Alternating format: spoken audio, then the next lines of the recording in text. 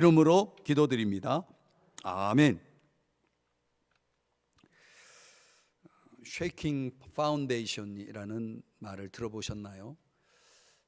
한 신학자의 이야기인데요. 이 현대 기초라고 하는, 삶의 기초라고 하는 것들이 흔들리는 그 엄청난 변화가 지금 일어나고 있다라는 것을 쉐이킹 파운데이션이라고 하는 그런 말로 이렇게 표현을 했습니다. 실제로 이 코로나19라고 하는 그런 현실이 우리의 많은 것들에 대한 그런 많은 변화를 요구하고 있고 또 거세게 그런 변화의 바람이 불고 있습니다. 기초적인 차원에서 보면 우리들에게는 가장 중요한 기초는 신앙이죠. 그 신앙이라는 기초가 흔들리는 그런 시대입니다. 또 우리 인생에 있어서 우리가 중요하게 여기는 그런 가치들이나 이런 것들이 다 흔들리고 있습니다. 마치 엄청난 쓰나미가 이렇게 스쳐 지나가는 것처럼 그 쓰나미의 그 여파만큼이나 강력한 그런 변화가 지금 일고 있습니다.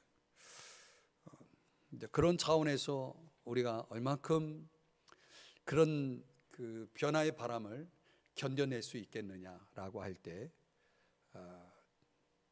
여러분들 가장 중요한 건 결국 기초죠. 그 기초가 얼마나 든든하게 세워져 있느냐. 나무로 말하면 뿌리가 얼마나 깊이 땅 속으로 잘 이렇게 깊이 뿌리를 내리고 있느냐, 이런 것들을 우리가 좀 생각해 봐야 됩니다.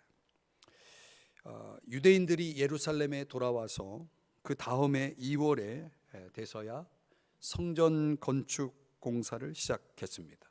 우리가 읽은 3장 8절의 말씀에 보시면 중간에 공사를 시작하고 라고 말하고 있죠. 시작하고.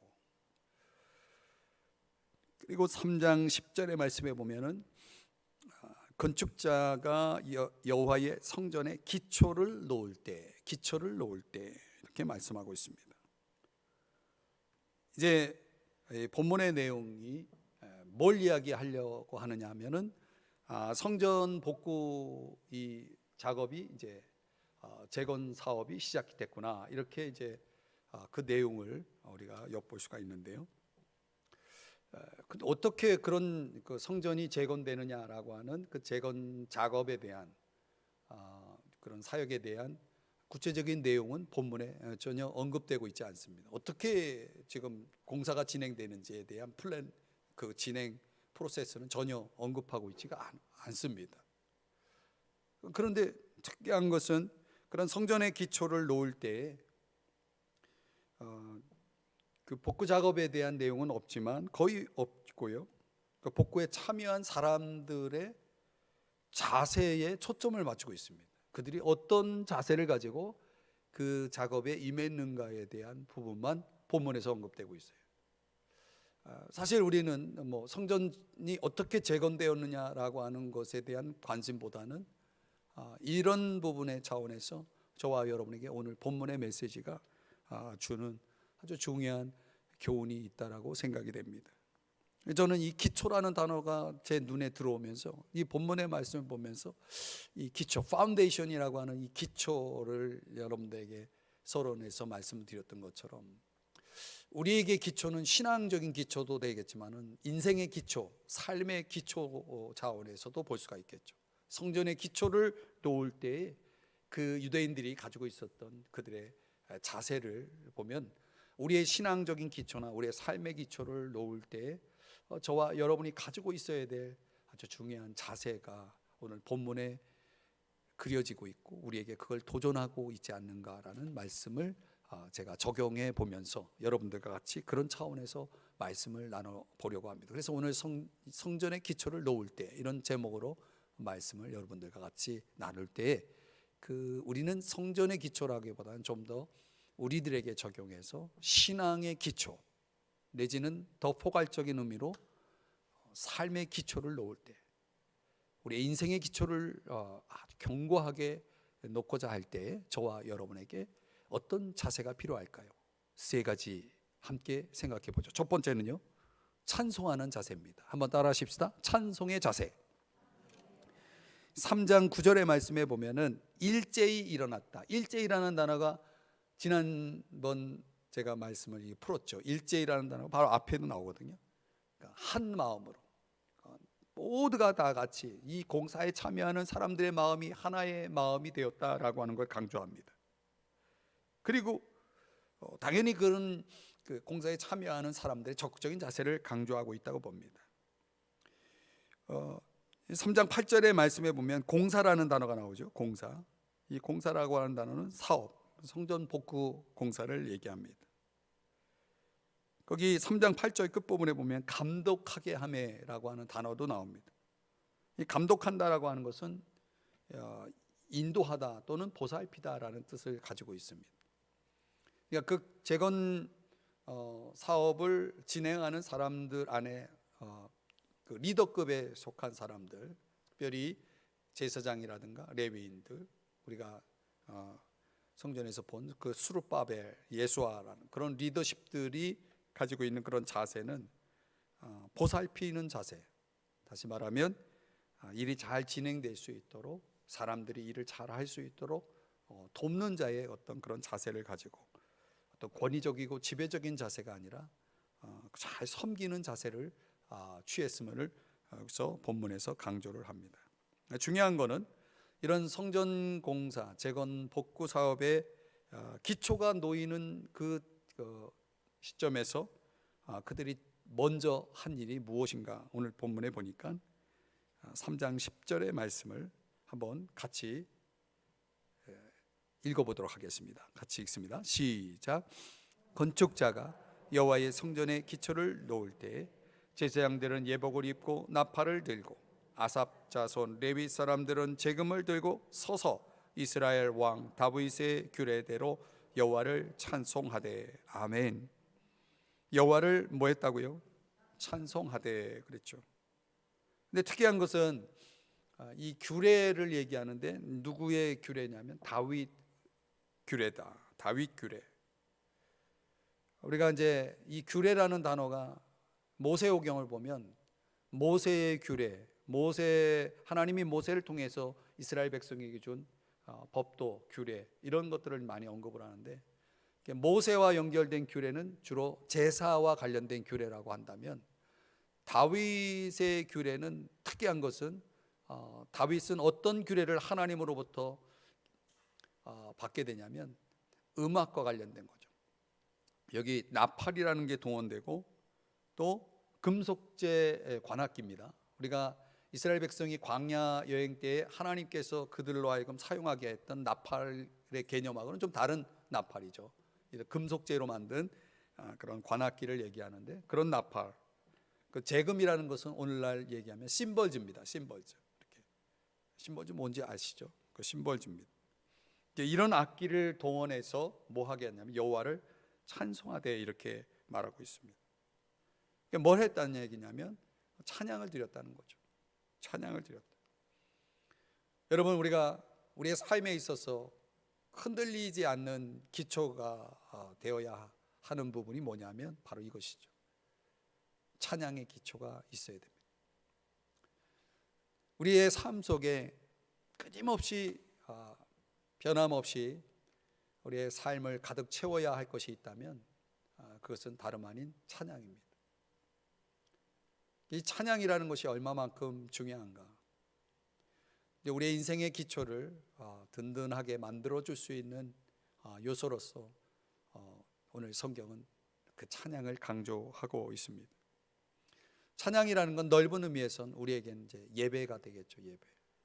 예배라는 기초가 있을 때 그 사람은 얼마나 든든할 수 있는가, 견고할 수 있는가. 이 로마서는 총 16장으로 구성되어 있는데 그 중에 12장에서 15장 이 전반부까지의 주제를 다루고 있는 건 봉사, 섬김이라는 주제를 다루고 있습니다. 그런데 그 섬김, 봉사를 위해서 가장 먼저 바울이 강조하고 있는 내용이 뭐냐면 그게 바로 예배입니다. 로마서 12장 1절의 말씀을 우리 한번 같이 읽어볼까요? 시작. 그러므로 형제들아 내가 하나님의 모든 자비하심으로 너희를 권하노니 너희 몸을 하나님이 기뻐하시는 거룩한 산제물로 드리라. 이는 너희가 드릴 영적 예배니라. 예배니라. 아멘. 그러니까 우리가 주님을 섬길 때, 교회를 섬길 때 가장 먼저 할 일이 뭐예요? 예배예요, 예배. 이제 8절 말씀을 한번 다시 가보면, 오늘 본문 8절에 보면은 시작한다라는 단어가 나오죠. 공사가 시작됐다, 이런 말씀이 나오죠. 공사를 시작했다. 그 시작이라는 단어에다 여러분 성경이면 밑줄을 쳐 놓으시고요. 그걸 어디다 연결하냐면 그 시작하고 하면서 10절의 말씀에 가보면 찬송하되 이렇게 말하고 있죠. 그 시작과 찬송이 연결되는 겁니다. 그걸 연결고리로 만들어서 여러분 성경에다 표시를 해둬야 됩니다. 그러니까 우리가 흔들림 없는 기초가 되기 위해서는, 그 신앙이든 우리의 인생이든 간에 흔들림 없는 기초가 되기 위해서는 우리의 모든 시작은 찬송이어야 됩니다. 하루를 시작할 때. 또 얼마 전 우리 세 가족 가운데 개업 예배를 드렸는데요. 어떤 일들을 새롭게 시작할 때 당연히 우리가 하나님 앞에 예배하는 일을 해야 됩니다. 우리가 하루를 시작할 뿐만 아니라 또 우리의 일에 있어서도 어떤 일을 새롭게 시작할 때도 항상 모든 것에 예배보다 우선할 것은 없습니다. 왜 그렇습니까? 그분이 우리의 알파와 오메가가 되시기 때문이죠. 처음과 마지막이 되신, 처음과 끝이 되시는 분. 그러니까 모든 것이 그분에게서 나오고 그분으로 말미암고 그분에게로 돌아간다. 로마서 11장 36절에서 그렇게 말씀하잖아요. 우리가 그런 존재로 깨달았을 때 로마서 12장 1절 이어지는 말씀이 뭡니까? 예배를 강조하는 거예요. 그것이, 그 신앙 고백이 전제된다면, 모든 것이 그분에게서 나오는구나, 모든 것이 그분으로 말미암는구나, 모든 것이 그분에게로 돌아가는구나, 이 신앙 고백을 가진, 이 믿음을 가진 사람들이 할 수 있는 반응이 뭡니까? 하나님이 기뻐하시는 예배를 드리는 거예요.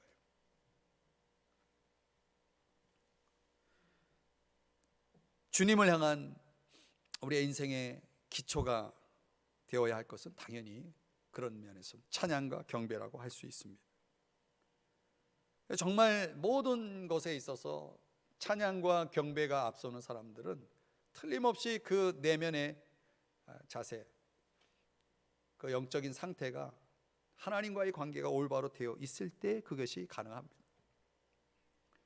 그러니까 우리의 영적인 올바름을 보여주는 가장 두드러진 특징이 뭐냐면 찬양과 경배입니다. 그 찬양과 경배라고 하는 것이 결국은 내가 나를 주님의 임재 앞에 서게 하는 거 아닙니까? 나를 드리는 거 아닙니까? 그분 앞에 나를 드리는 거죠. 그분 앞에 나를 드려서 그분의 영광, 그분의 주권, 그분의 뜻하심을 우리가 그분으로부터 공급받게 되는 거죠. 알게 되는 거죠. 그것을 위해서 살게 되는 것입니다. 그런 차원에서 성 어거스틴이 이런 말을 했다고 그래요. 한번 따라 하실까요? 머리부터 발끝까지 할렐루야, 그런 말을 했대요. 모든 것이, 우리의 전 존재가, 사실 우리 믿는 사람들의 전 존재는 찬양이어야 하고 예배여야 한다는 거죠. 아멘. 여러분, 저와 여러분의 성전의 기초, 신앙과 삶의 기초가 든든히 서기를 원하십니까? 그렇다면 그 어느 것보다 여러분의 삶의 우선순위로 가장 먼저 찬양과 경배가 있기를 주의 이름으로 축복합니다. 그러면 여러분들의 삶 속에 분명 하나님께서 함께 하심을 나타낼 거예요. 정말 하나님이 쓰시는, 하나님이 기뻐하시는 그런 하나님의 사람들의 특징은 A.W. 토저가 말한 것처럼 예배의 기술을 배운 사람이래요. 하나님이 그런 사람을 굉장히 기뻐하고 또 축복하신다는 거죠. 무엇을 하기 전에 예배를 드릴 수 있는 사람들, 예배를 경험하고 또 예배 속에서 살아가는 사람들을 하나님은 그렇게 기뻐하신다는 겁니다. 또 그런 예배로부터 이루어진 우리의 인생이라는 것이 결국은 그 모든 것이 그분을 위한 것임을 증명하는 거죠. 그래서 우리의 일주일의 첫 시간도 예배로부터 시작되는 거 아닙니까? 그래서 주일이 맨 앞에 와 있는 거 아닙니까? 그죠? 모든 것이 그렇게 순환이 될 때 우리의 인생의 기초는 든든하게 서게 될 것입니다. 그래서 어떤 것보다도 저와 여러분뿐만 아니라 여러분의 가족도 그렇고 가정에서도 그렇고 항상 그렇게 살아갔으면 좋겠어요. 제가 아는 이제 장로님 중에 그분은 이제 사업을 하시는 분인데요. 네, 하루 일과가 이제 마무리되는 시간이 새벽 4시라고 합니다. 그러니까 밤늦게까지 일을 하고 이제 가족들이 다 모일 수 있는 시간이 새벽 4시라는 거예요. 그러면 이제 그 다음 날 또 일과를 위해서 잠을 자야 되는데 잠자기 전에 꼭 가족들이 4시에 가족 예배를 드린다는 거예요. 저는 조금 이제 좀 약간 이제 뻥튀기 하신 거 아닌가 그런 생각을 했는데 실제로 그렇다는 거예요. 네, 그런 가정을 하나님이 축복하시지 않겠습니까?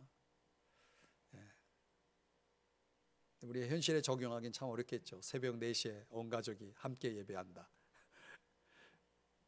그 하루의 마무리이자 하루의 시작을 의미하는 그 시간에 그 가정은 예배라는 그 뿌리를 깊이 있게 내리고 있었던 거죠. 사랑하는 여러분, 다시 한번 강조합니다. 우리의 인생 기초가 든든하게 서기 위해서 저와 여러분이 가장 앞에 두어야 될 것은 찬양의 자세, 예배의 자세를 가지고 사는 것이다. 두 번째로는요, 감사의 자세입니다. 한번 따라 하십시다. 감사하는 자세. 자, 오늘 본문 3장 11절 말씀을 우리 한번 같이 또 읽어볼까요? 시작. 찬양으로 화답하며 여호와께 감사하여 이르되 주는 지극히 선하심으로 그의 인자하심이 이스라엘에게 영원하시도다 하니 모든 백성이 여호와의 성전 기초가 놓임을 보고 여호와를 찬송하며 큰 소리로 즐거이 부르며 아멘. 그러니까 성전의 기초가 놓여질 때 유대인들이 먼저 한 일은 찬양하는 일이었고요. 그 찬양에 이어진 것이 뭐냐? 오늘 보니까 찬양으로 화답하는, 그러니까 찬양이 어떤 한 리더의 찬양이 아니라 어떤 특별한 사람의 찬양이 아니라 서로 그 모든 회중들이 함께 그 찬양에 참여할 뿐만 아니라 그들이 입을 열어서 감사했다라고 말하고 있습니다. 감사했다. 무엇을 감사했는가? 오늘 본문에 보니까 선하심, 인자하심을 감사했다 이렇게 말하고 있습니다. 이 선하심, 인자하심이라고 특별히 인자하심이라고 하는 것은 헤세드라고 하는 히브리어를 쓰는데요, 이거는 불변의 사랑을 강조합니다. 언약적인 사랑이죠. 하나님의 사랑은 한 번도 변함이 없습니다. 그러나 이스라엘 백성은 어떠했나요? 얼마나 하나님의 그 언약을 쉽게 저버렸습니까? 엄청난 잘못을 했죠. 그 역사를 굳이 설명하지 않아도, 근데 이스라엘의 역사 자체는 그야말로 하나님이 보여주신 그 사랑과는 정반대의 모습을 보여줬죠. 그래도 하나님은 그 백성을 결코 버리지 않았다. 왜냐하면 언약 때문이에요.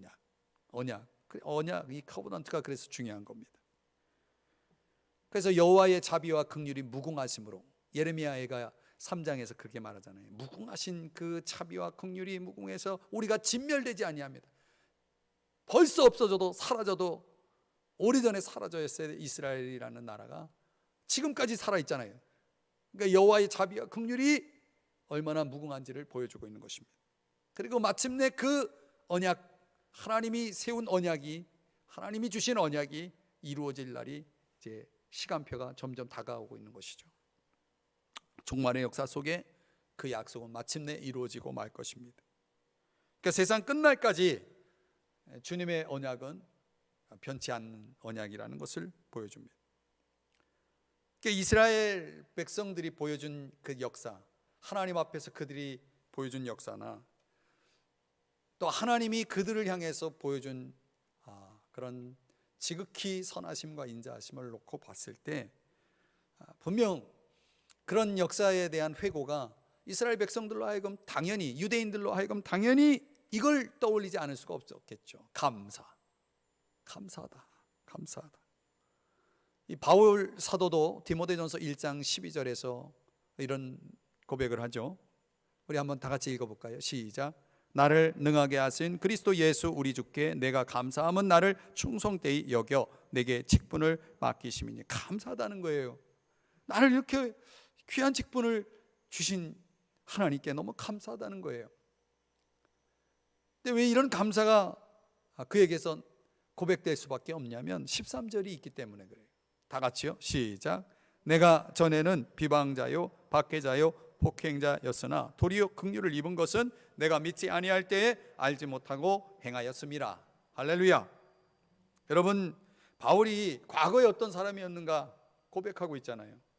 자신의 과거를 볼 때, 지금 자신이 현재 얼마나 약한지를 깨달았을 때, 그런 나를 충성되이 여겨서 능하게 하셔서, 약한 나를 능하게 하셔서 나를 지금 들어 써주시는 것을 생각할 때 바울은 당연히 감사할 수밖에 없었다라고 하는 것입니다.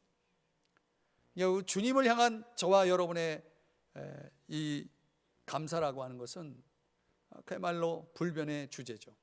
저와 여러분의 인생 속에 없어서는 안 될, 빠져서는 안 될 주제가 있다면, 또 우리의 고백의 핵심 주제가 있다면 그건 당연히 감사일 수밖에 없습니다.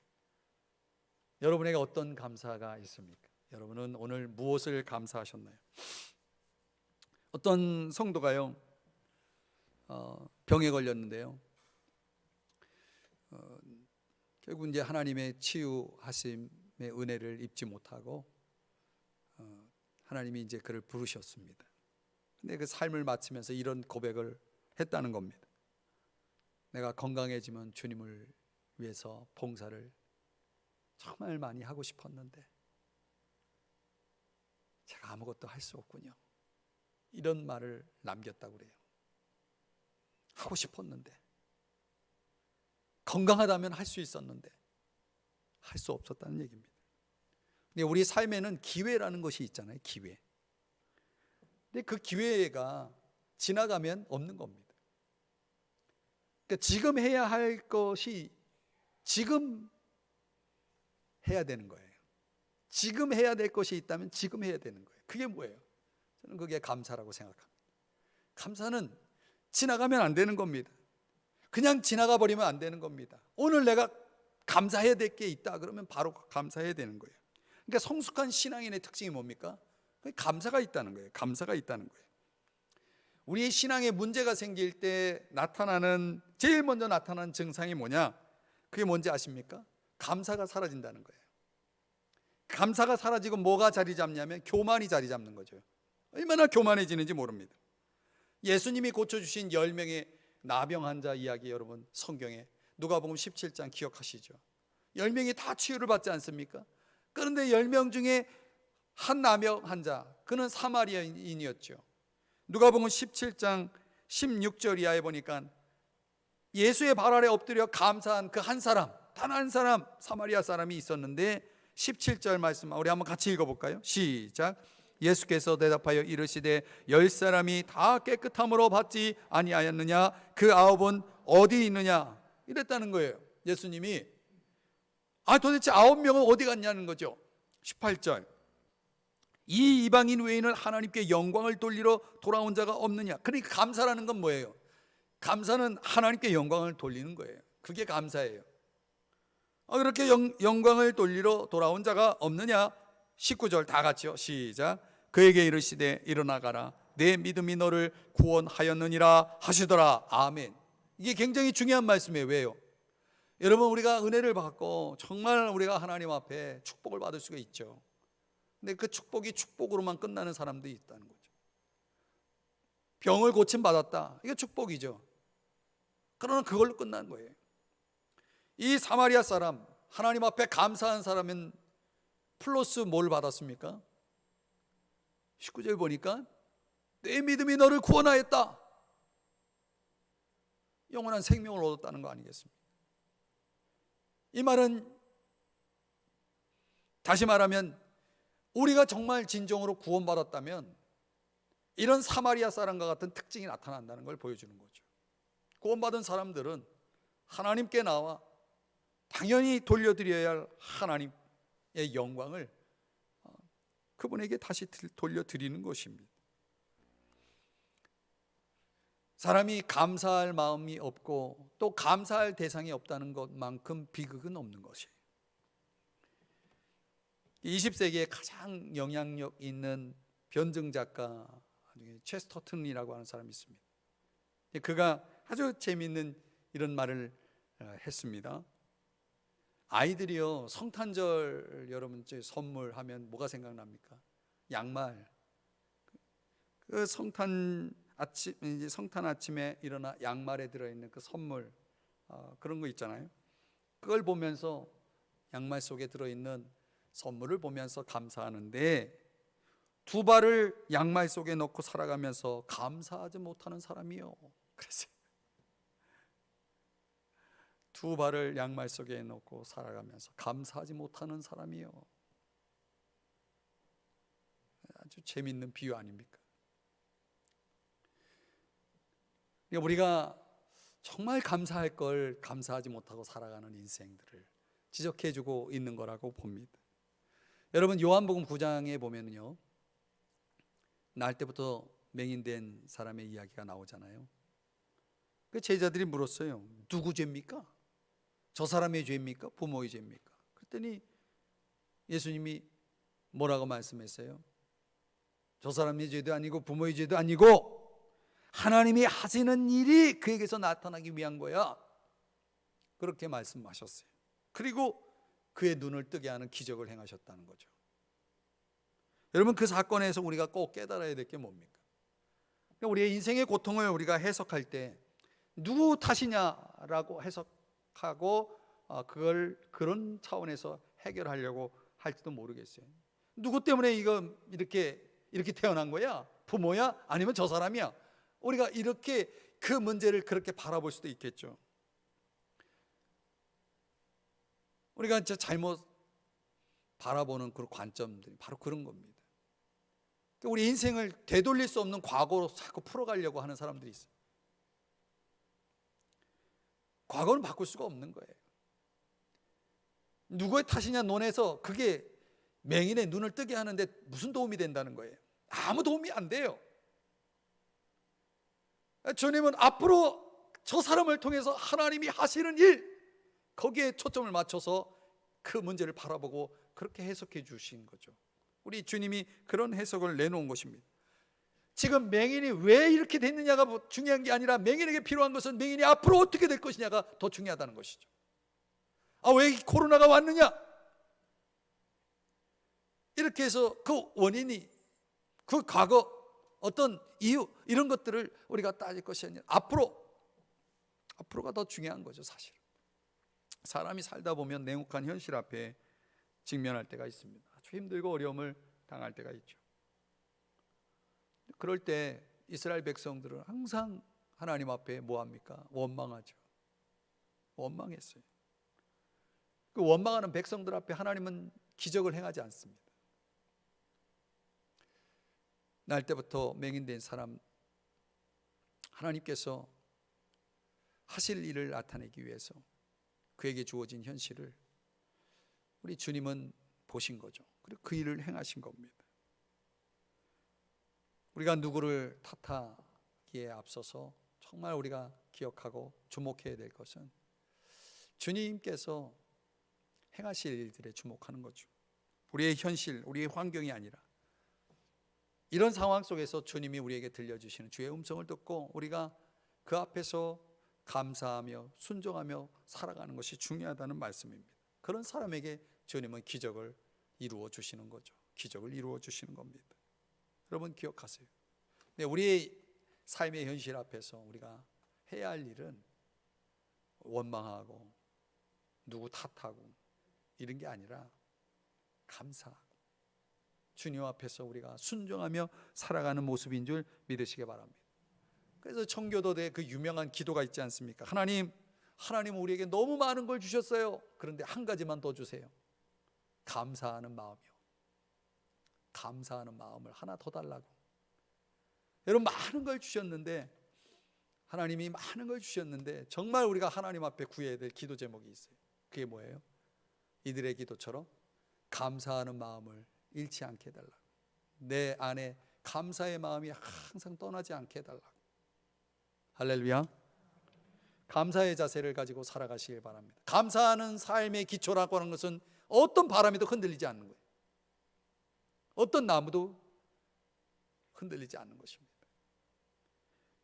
마지막으로 세 번째는요, 기쁨의 자세입니다. 기쁨의 자세. 12절 말씀해 보니까 이게 참 묘한 장면이 연출되는데요. 한번 같이 읽어볼까요? 시작.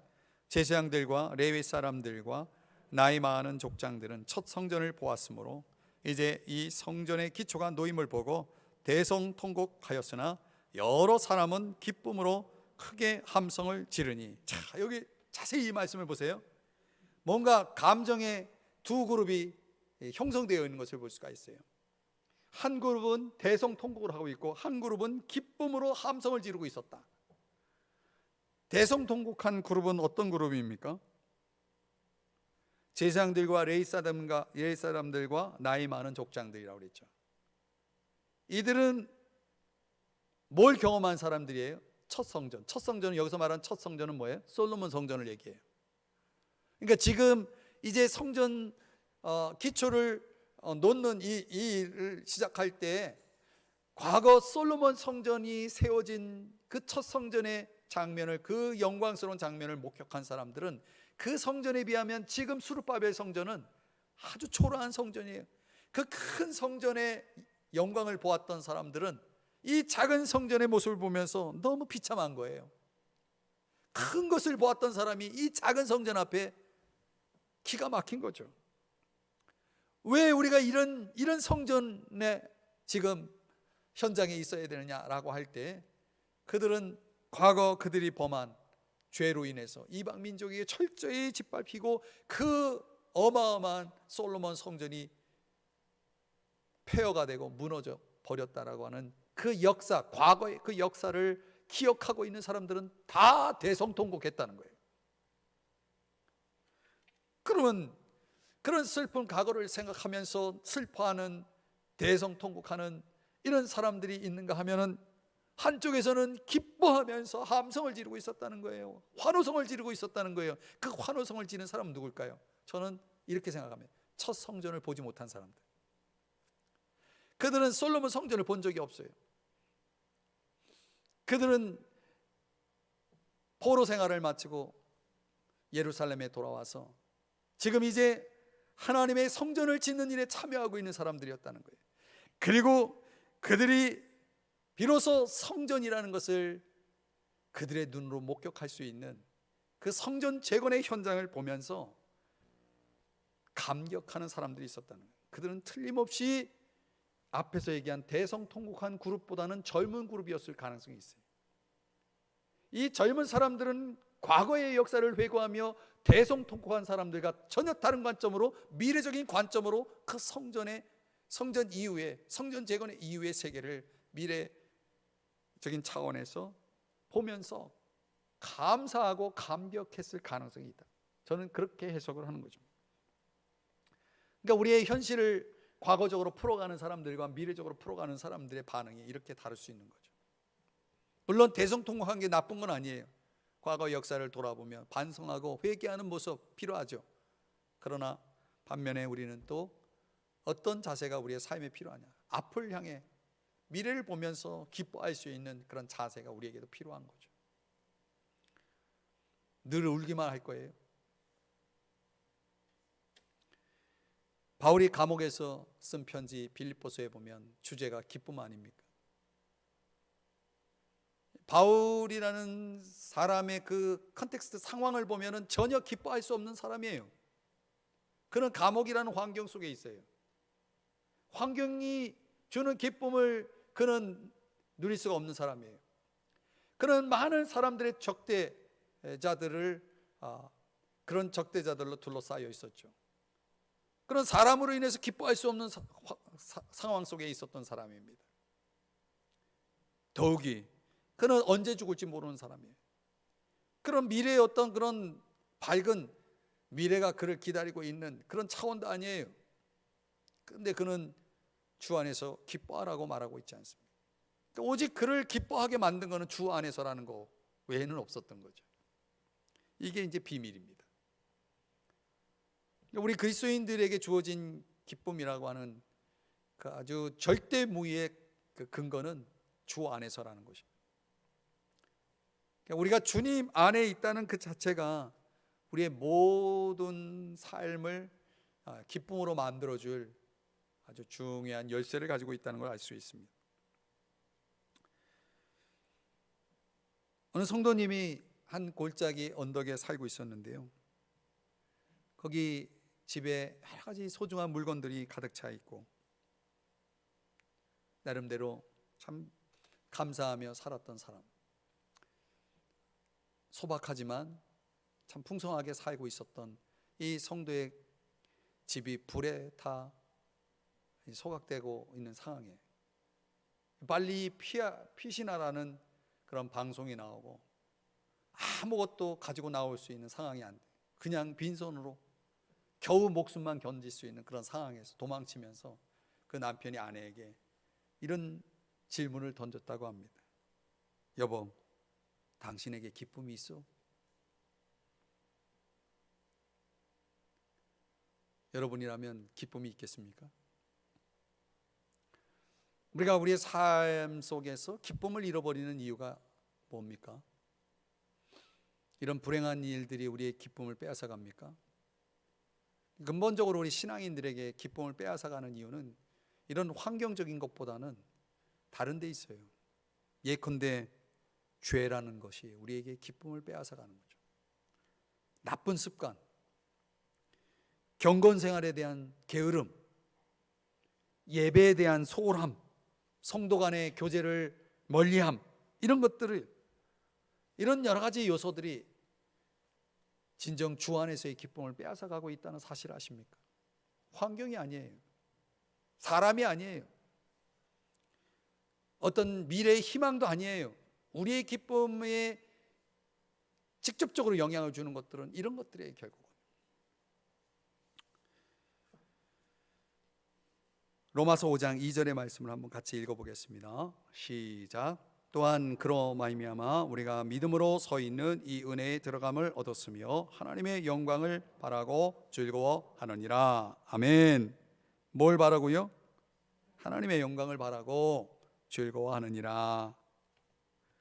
하나님의 영광, 하나님을 바라볼 때 즐거움이라는 것이 주어지는 것이라는 거죠.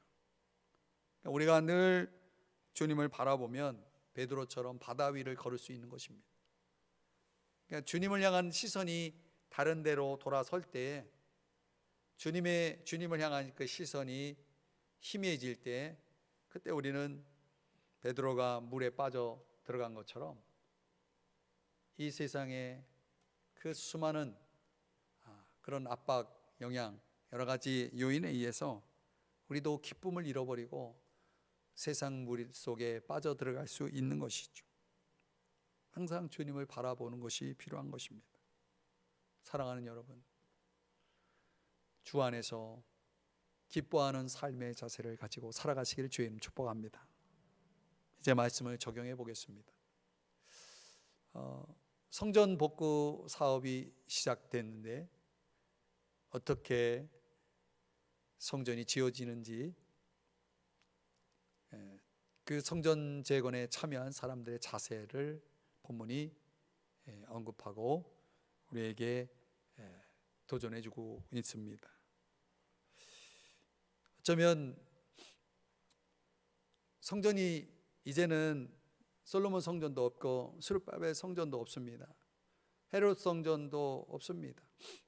우리들에게 있는 성전은 성령이 거하시는 우리 안에 있는 성전이 아닙니까? 근데 우리의 신앙의 성전, 더 나아가서 우리의 인생의 기초가 제대로 놓이기 위해서 그 기초 작업 속에서 반드시 필요한 건축 재료가 있다면 바로 이 세 가지다. 뭡니까? 좀 기분 나쁠 수도 있는데요. 찬감기 한번 따라 하십시다. 찬감기. 감기하세요 이런 말 들어보셨나요? 감사하며 기뻐하세요. 찬바람 불면 감기 걸리죠?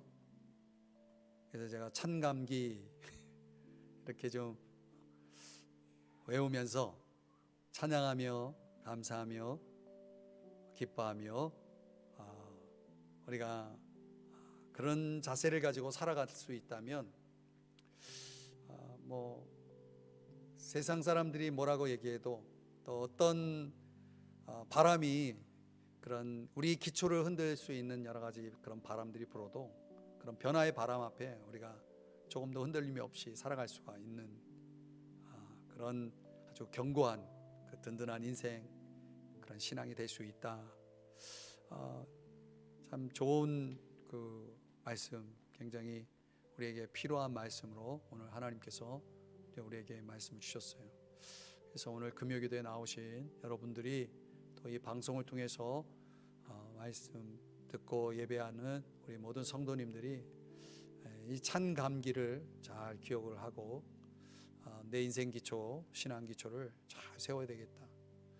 우리가 많은 걸 기억하고 많은 걸 하려고 하지 말고 아주 이런 기본적인 거, 아주 본질적인 거에 우리의 삶을 좀 우리가 집중할 수 있다 그러면 틀림없이 우리는